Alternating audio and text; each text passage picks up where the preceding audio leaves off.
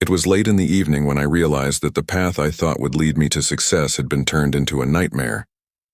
The office lights flickered above me, casting long shadows across the walls, and my heart raced as the words replayed in my mind. My boss, the man who controlled my future, leaned forward that afternoon and said something I could never forget.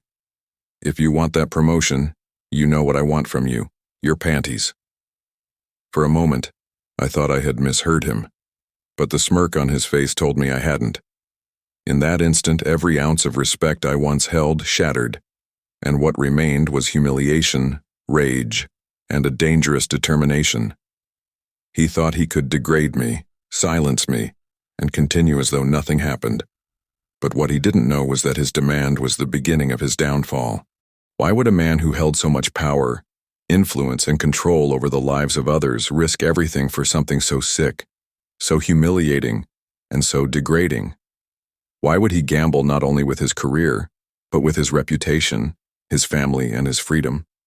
These are questions that haunted me every single day after that moment in his office. And maybe the deeper question is this: how far would you go to protect your dignity and to reclaim your voice when someone in authority tries to silence you? Some would say walk away, others would say forget it ever happened. But for me, the idea of forgetting was impossible. He had crossed a line that could never be erased, and I knew I had to act. Because when the truth finally came out, someone would pay the biggest price. The question was, would it be him, or would it be me? Before we dive deeper, let us know in the comments where you're watching from. We'd love to hear from you. And don't forget to hit that subscribe button so you never miss any of our upcoming videos. For years, I had been the kind of employee every company said they wanted but rarely valued. I stayed late long after others had gone home. I volunteered to take on extra projects without complaint, and I believed that if I just kept my head down and produced results, one day someone would notice. My dream was simple. I wanted to earn that promotion the right way, through hard work, sleepless nights, and the kind of discipline that leaves no doubt you deserve your place. I wasn't asking for favors, and I wasn't asking for shortcuts. All I wanted was respect. That's why when he dangled that promotion in front of me, the one I had been working toward for years, I thought finally my moment had come. But I didn't yet realize that the man who claimed to see my potential had no intention of rewarding me for my dedication. He wanted something else entirely. He was charismatic on the outside, the kind of boss who could light up a room with his confidence, who always knew the right words to say in meetings, who shook hands firmly and looked people in the eye. Others admired him, respected him, even feared him a little, because he carried himself like someone untouchable. But behind those closed office doors where there were no witnesses, he revealed a side of himself that most chose to ignore. At first it was subtle, an offhand comment about my appearance, a glance that lingered too long, a compliment that didn't sound like a compliment at all. People laughed it off, told me he was just being friendly, that he didn't mean any harm. But I knew what it meant. These weren't mistakes or accidents. They were small tests, a way to see how much he could take before I resisted.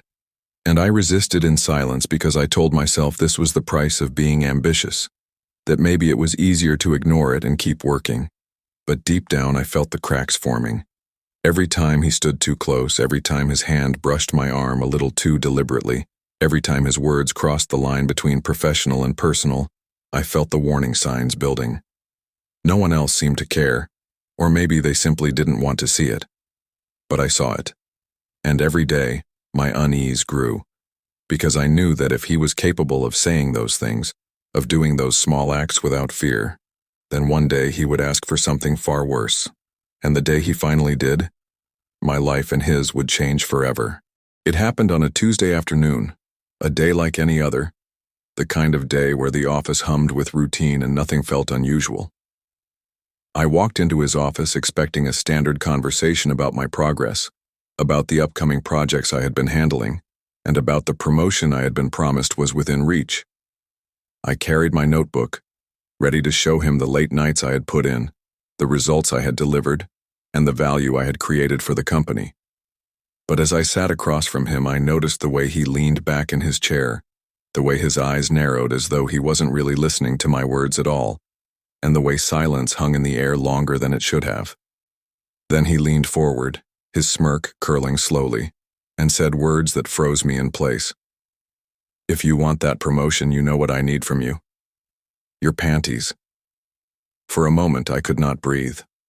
The world seemed to collapse around me, and everything I had believed about fairness, about hard work, about dedication shattered in a single instant.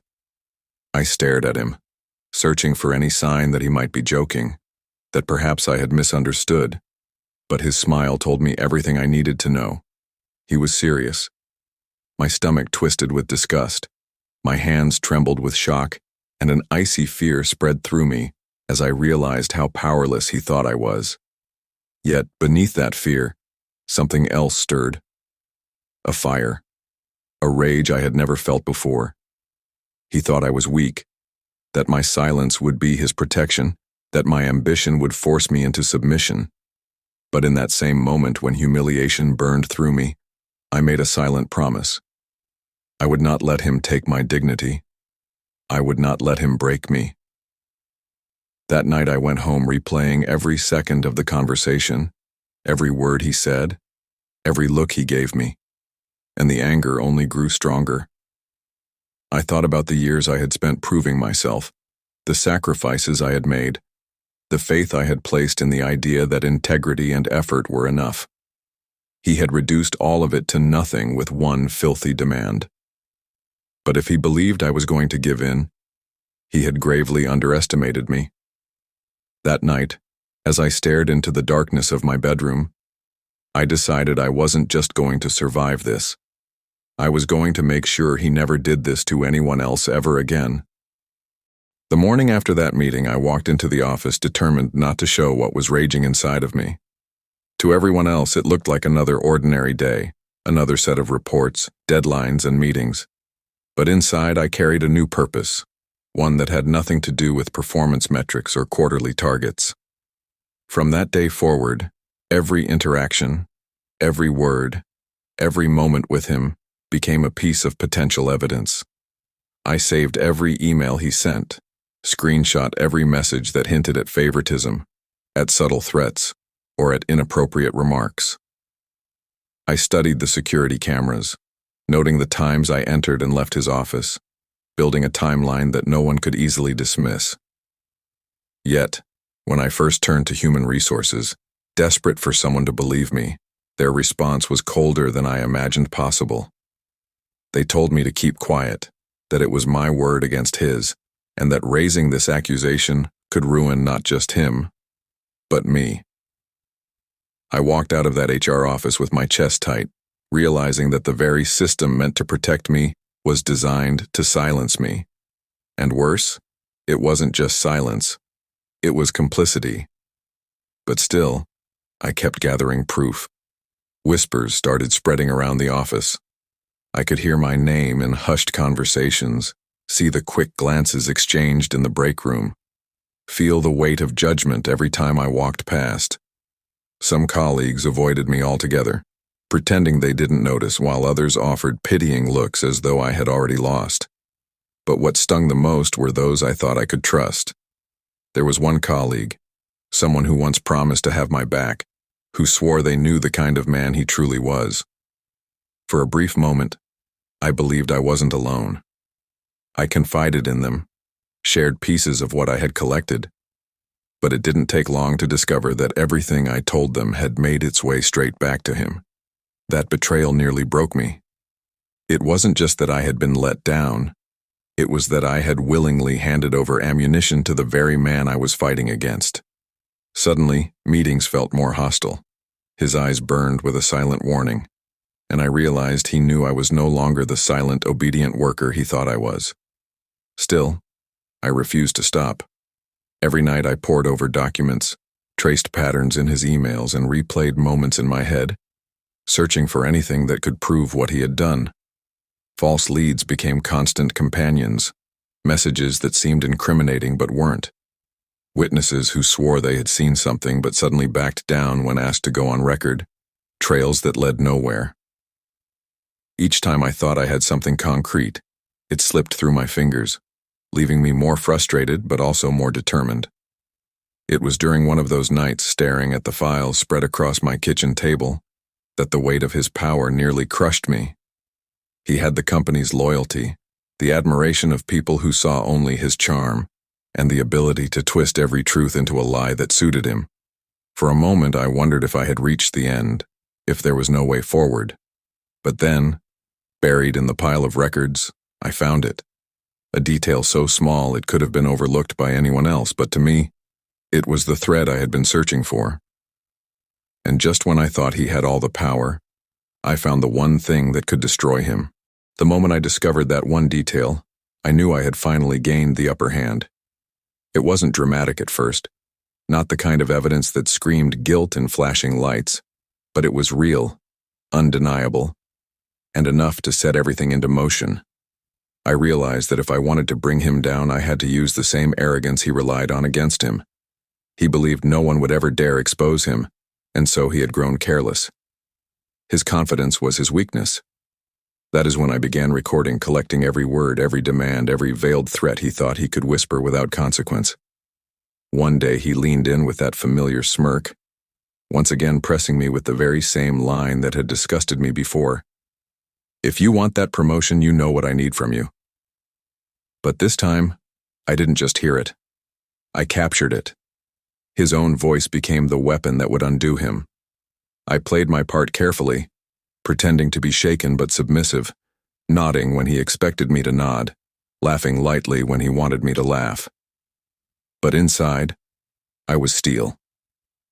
I was storing every word, filing away every action, until my collection of evidence became too large, too damning to ever be ignored.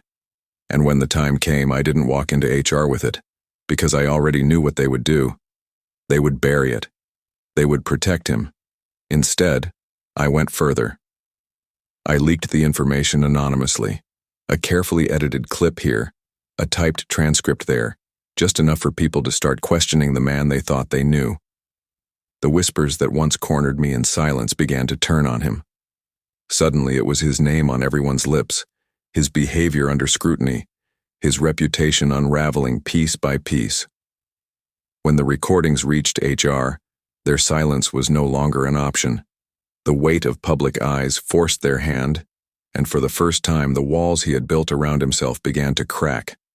What had once been my private torment became a public scandal. News outlets picked up the story, framing it as a case of corporate abuse and power exploited for sick personal gain. And once the media got involved, there was no stopping the tide. His family name, once carried with pride, became associated with shame. His reputation, once untouchable, turned into a cautionary tale. His career, built on manipulation and exploitation, collapsed overnight under the weight of undeniable evidence. The same smirk he wore when he demanded my humiliation was wiped from his face forever. For the first time in months, I finally felt like I could breathe. The air that had once felt suffocating in that office now tasted like freedom. He had spent years believing he could trap me in silence, but I had shown him that silence could become the loudest weapon when broken at the right moment.